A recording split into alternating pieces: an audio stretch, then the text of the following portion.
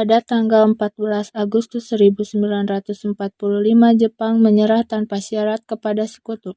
Berita tentang kekalahan tersebut sangat dirahasiakan oleh Jepang, bahkan semua stasiun radio disegel oleh Jepang. Tetapi tokoh golongan muda yakni Sultan Syahrir, Wikana, Darwis, dan Hairul Saleh mendengar kabar ini melalui radio BBC.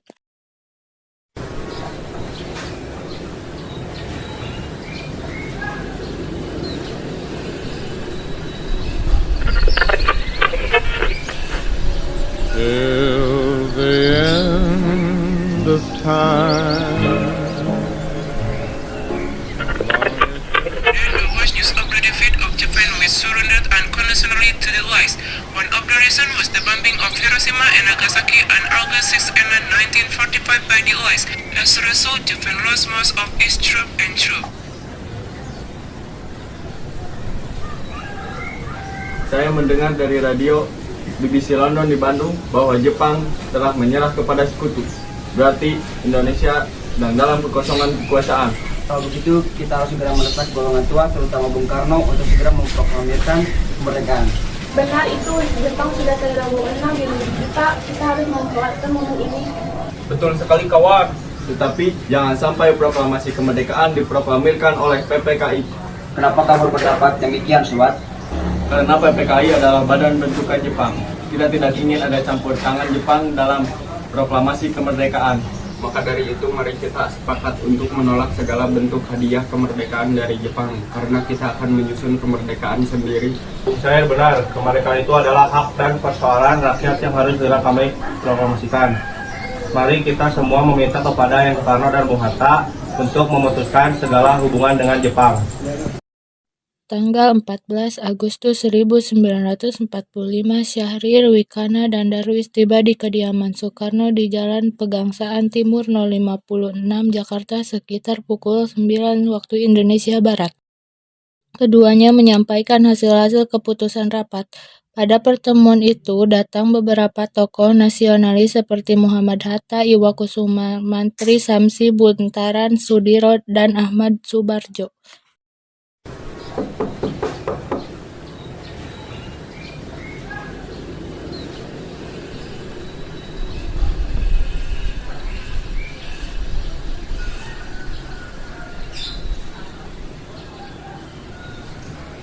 Ada maksud apa saudara-saudara datang kemari?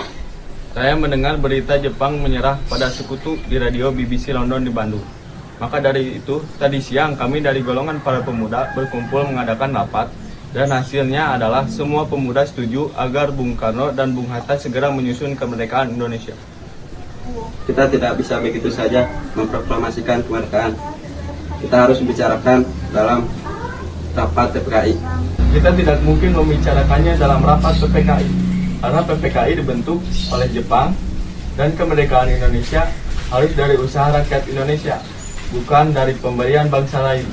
Bukan begitu, kita seharusnya membicarakan dalam rapat PPKI, karena PPKI adalah badan yang bertugas mempersiapkan kemerdekaan. Apakah kita harus menunggu janji Jepang untuk memerdekakan bangsa ini? Kita bisa, Bung. Kita harus bangkit dan memproklamirkan kemerdekaan sendiri. Mengapa kita harus menunggu janji manis itu? Jepang sendiri telah kalah dalam perang sucinya. Kekuatan segitu ini tak akan mampu mengalahkan armada perang milik Jepang. Coba kau perlihatkan padaku mana bukti kekuatan yang diperhitungkan itu. Apa tindakanmu itu untuk menyelamatkan wanita dan anak-anak jika ternyata terjadi pertumpahan darah? Bagaimana cara kita untuk mempertahankan kemerdekaan? Coba bayangkan bagaimana kita akan tegak di atas kekuatan sendiri. Tapi semakin cepat kita memproklamasikan kemerdekaan, maka semakin cepat pula kita akan mengakhiri penderitaan rakyat yang sudah ditanggung selama ini. Inilah yang ditunggu-tunggu bangsa kita, Bung. Baiklah, tapi berikan kami waktu untuk berunding sebentar. Baik, kalau begitu kami mohon diri. Silakan. Akhirnya karena masing-masing mempertahankan pendapatnya, keempat orang golongan muda tersebut berpamitan kepada Bung Karno. Syahrir, Wikana, Darwis, dan Saleh berpamitan dan bergegas meninggalkan kediaman Bung Karno dengan wajah kesal. Kemudian para anggota golongan tua yang berada di kediaman Soekarno langsung membicarakan permasalahan tersebut.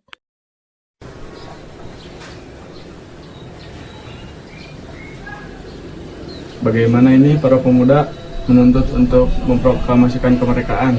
Kita tidak boleh gegabah, Bung.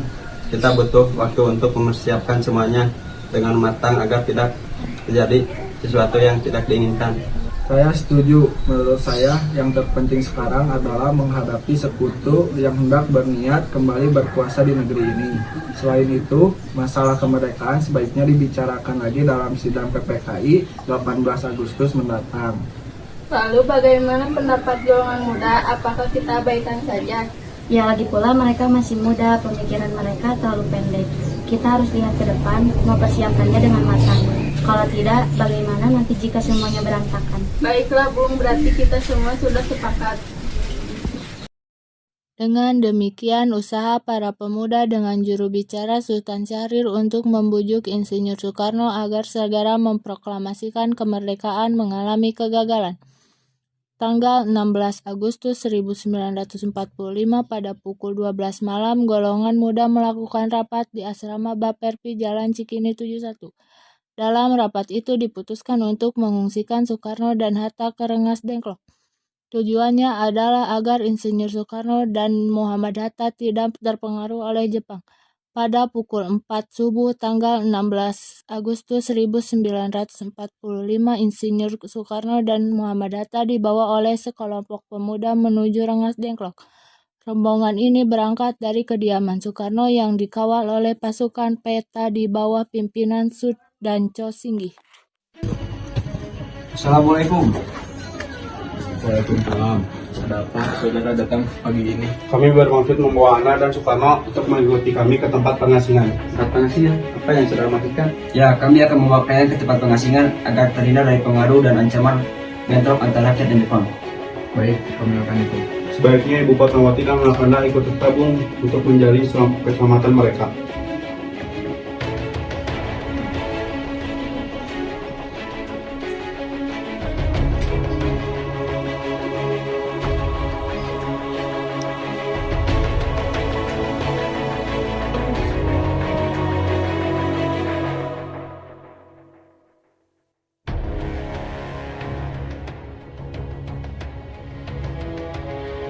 Apakah saudara tahu keberadaan Soekarno dan Bung Hatta? Maaf, saya tidak tahu, Bung. Katakanlah kepadaku di mana mereka sekarang, dan aku akan menjamin keselamatan mereka ketika kembali ke Jakarta. Aku akan memberikan jaminan bahwa proklamasi kemerdekaan akan diumumkan pada tanggal 17 Agustus 1945, lambat-lambatnya pukul 12. Baiklah, kami akan menunjukkan tempatnya di Rengas Dengklok.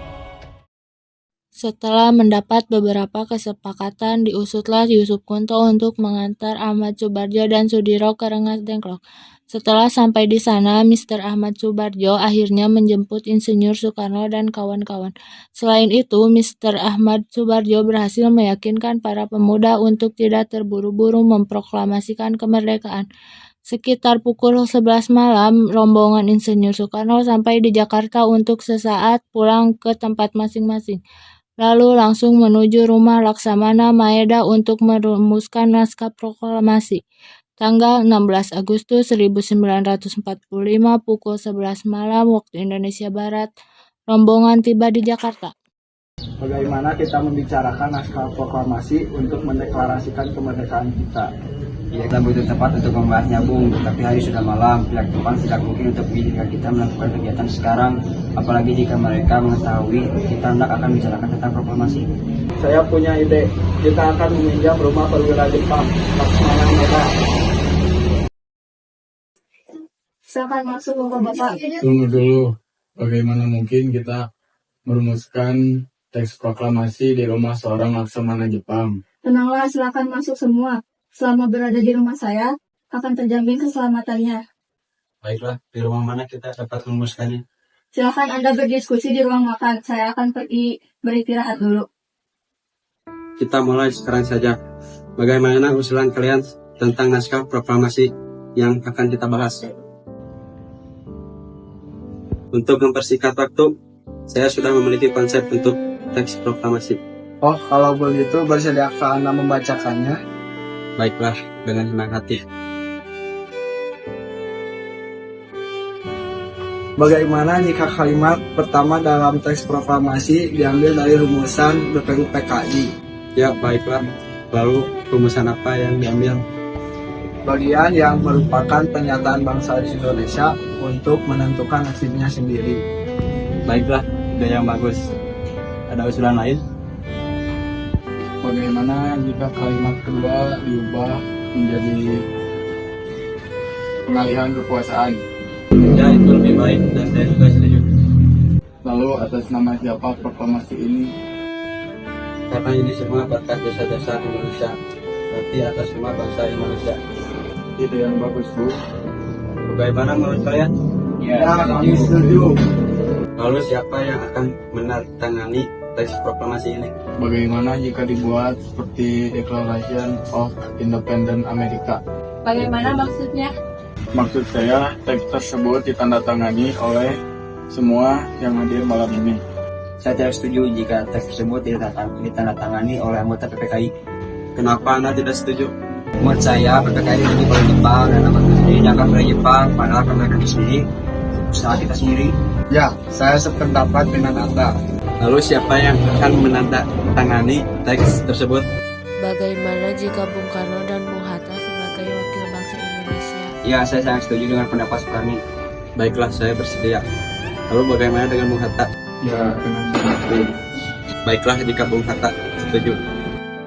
Naskah tersebut diserahkan kepada Sayuti Melik untuk diketik, dan penandatanganan akan dilakukan setelah naskah selesai diketik. Bung, tolong ketikkan naskah ini. Baik, dengan sekarang ini.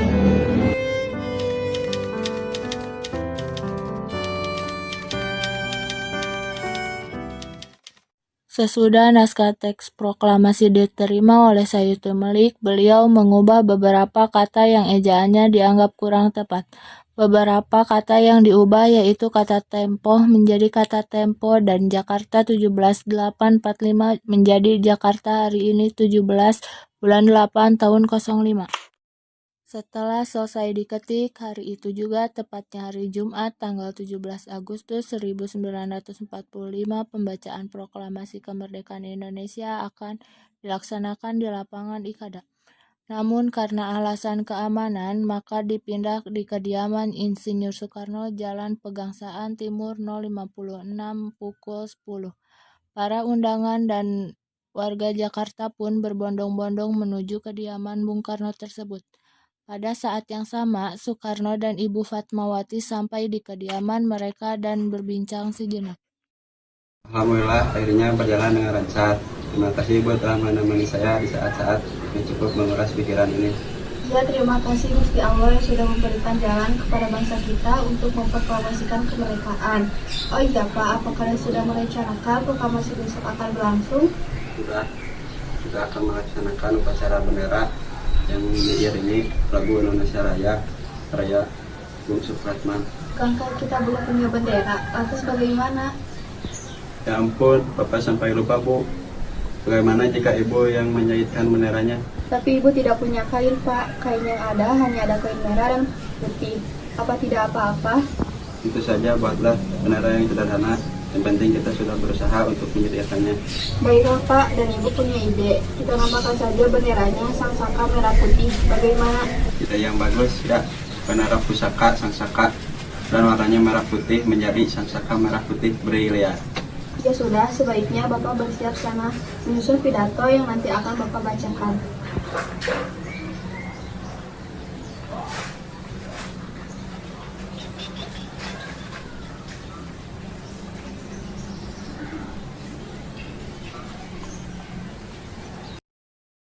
Proklamasi Kemerdekaan hari Jumat pada tanggal 17 Agustus 1945 pukul 10 waktu Indonesia Barat di Jalan Pegangsaan Timur 056. Dilangsungkan proklamasi kemerdekaan Indonesia sesaat sebelum upacara dimulai. Srimurti, tolong kibarkan bendera merah putih ini sebagai tanda awal kejayaan bangsa ini.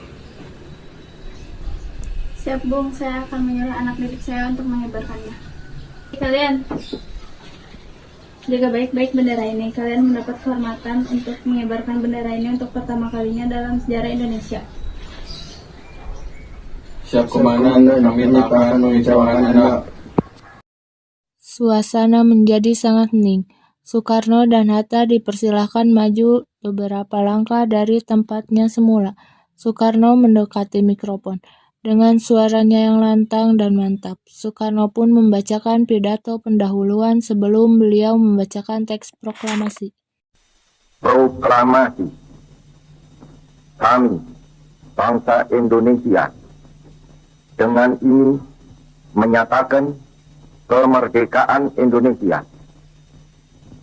Hal-hal yang mengenai pemindahan kekuasaan dan lain-lain diselenggarakan dengan cara saksama dan dalam tempo yang sesingkat-singkatnya.